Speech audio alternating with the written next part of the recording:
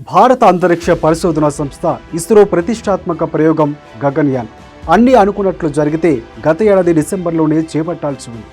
అయితే పలు కారణాలతో ఈ ప్రయోగం వాయిదా పడుతూ వస్తుంది. వచ్చే ఏడాది ఫిబ్రవరి మార్చిలో ఈ ప్రయోగం చేపట్టాలని ఇస్రో సన్నాహాలు చేస్తుంది. గగన్యాన్ ద్వారా అంతరిక్షంలోకి వెళ్లే 4 భారత వ్యోమగాములు ఇప్పటికే శిక్షణ పూర్తి చేసుకున్నారు. ఈ ప్రాజెక్టు కోసం వ్యోమగాములకు రష్యా శిక్షణ ఇచ్చింది.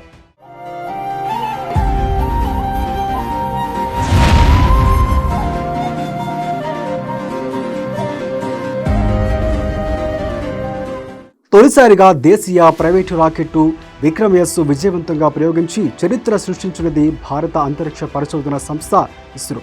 ఇదే ఉత్సాహంతో మరో ప్రతిష్టాత్మక ప్రయోగం గగన్యాన్కు సన్నద్ధమవుతుంది.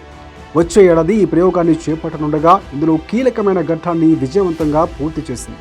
వ్యోమగాముల్లో అంతరిక్షం నుంచి భూమికి తీసుకొచ్చే పారాచూట్లను పరీక్షించింది.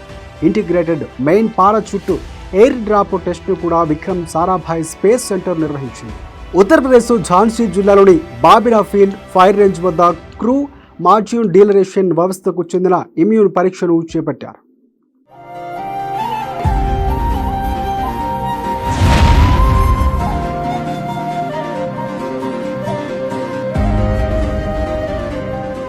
ప్రయోగంలో భాగంగా క్రూ మాడ్యూల్ బరువును సమానమైన 5 టన్నుల డమ్మీ బరువును భారత వైమానిక దళానికి చెందిన IL-76 విమానం ద్వారా 2.5 కిలోమీటర్ల ఎత్తుకు తీసుకువెళ్లి జారవిడిచారు. ఆ తర్వాత మాడ్యూల్ సురక్షితంగా భూమికి చేరుకుంది.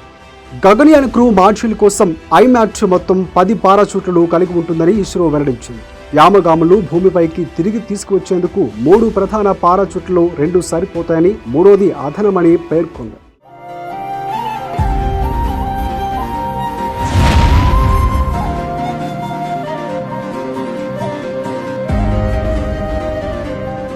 అయితే ప్రతి పారాచూట్ పనితీరును సంక్లిష్టమైన విధానం ద్వారా అంచనా వేయాల్సి ఉంటుందని తెలిపింది.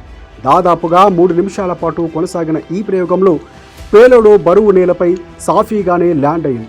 ల్యాండింగ్ సమయంలో ముఖ్యమైన పారాచూట్లు పేలోడ్ వేగాన్ని నియంత్రించి సురక్షితమైన వేగానికి తగిలినట్లు కూడా పరీక్షలో తేలింది. ఈ పరీక్షలో గగన్యాన్ ప్రాజెక్ట్ ఓ ముఖ్యమైన మైలురాయిని చేరుకుందని ఇస్రో పేర్కొంది. మానవ సహిత మిషన్ కోసం వివిధ పరిస్థితుల్లో అనుకరించే ప్రణాళిక ప్రకారం పరీక్షల శ్రేణిలో ఇది మొదటిది. క్రూ మాడ్యూల్ కోసం పారాచూట్ ఆధారిత డీసెలరేషన్ సిస్టమ్ను కూడా ISRO, defence research and development organisation సంయుక్తంగా రూపొందించారు. అంతరిక్షంలోకి ప్రవేశించి స్వయంగా ప్రతిపత్తిని కూడా సాధించడం, సూక్ష్మ గురుత్వాకర్షణ ప్రయోగాలతో మానవ వనరుల ద్వారా దేశంలో అత్యున్నత శాస్త్రీయ పరిశోధన సామర్థ్యాన్ని మెరుగుపరచడం గగన్యాన్ ప్రాజెక్టు లక్ష్యంగా పెట్టుకుంది.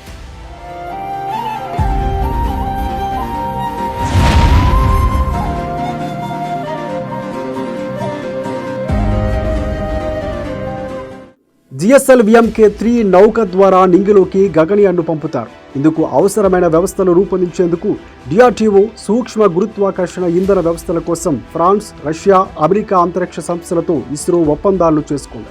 గగన్యాన్ పూర్తిస్థాయి ప్రయోగం 2022 ఆగస్టు 15న 75వ స్వాతంత్ర దినోత్సవం నాడు చేపట్టాలని ప్రధాని నరేంద్ర మోదీ ప్రకటించిన ఆ కల సాకారం కాలేదు.